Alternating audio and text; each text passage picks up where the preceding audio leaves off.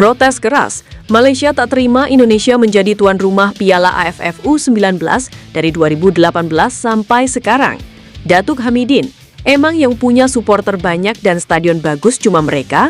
Netizen, ya namanya ditunjuk AFF.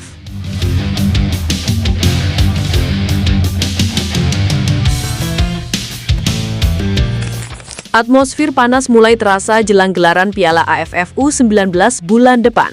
Bukan karena rivalitas di lapangan dulu, tapi justru karena keputusan AFF yang kembali menunjuk Indonesia sebagai tuan rumah turnamen usia muda paling bergengsi di Asia Tenggara tersebut.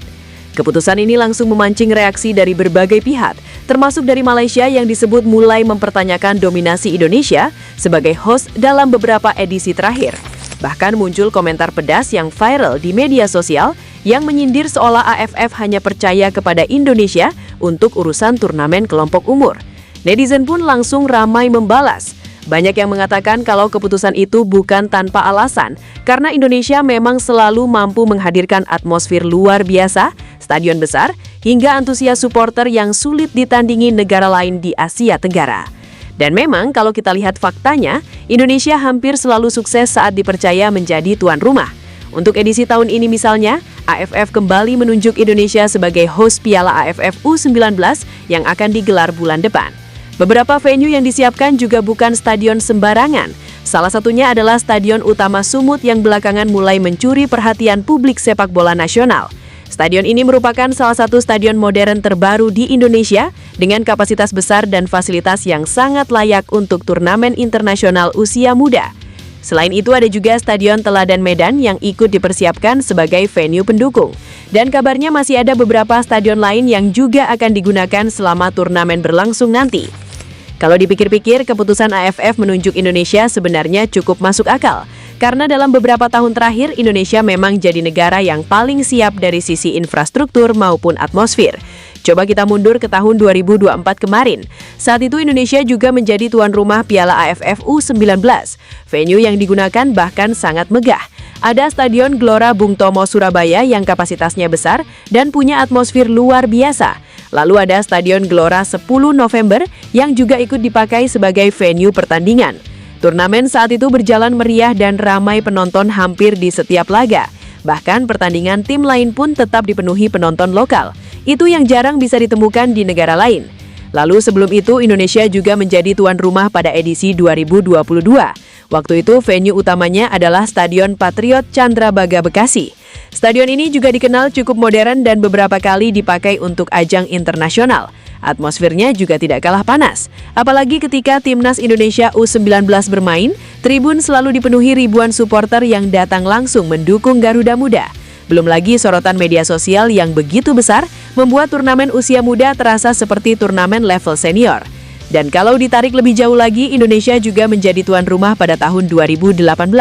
Jadi memang bukan sekali atau dua kali AFF mempercayakan Indonesia sebagai host.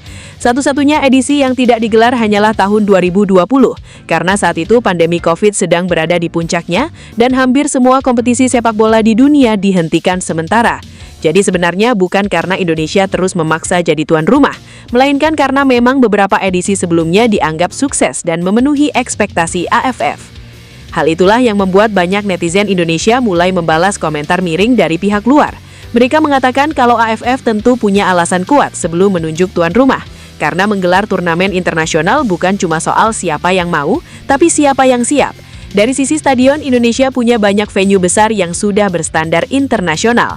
Dari sisi penonton, Indonesia juga dikenal memiliki basis supporter sepak bola terbesar di Asia Tenggara.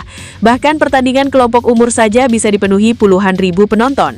Belum lagi atmosfer media sosial yang selalu ramai setiap timnas bermain. Bahkan beberapa netizen juga membandingkan dengan negara lain yang terkadang masih kesulitan menghadirkan penonton di stadion untuk turnamen usia muda. Ada pertandingan yang tribun kosong, ada juga venue yang kapasitasnya kecil dan minim atmosfer. Sementara di Indonesia, pertandingan U19 saja bisa terasa seperti final turnamen senior.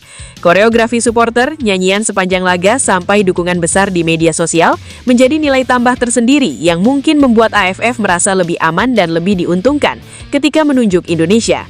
Namun di sisi lain, tekanan kepada Indonesia sebagai tuan rumah juga tentu semakin besar, karena publik sekarang punya ekspektasi tinggi terhadap Timnas U19.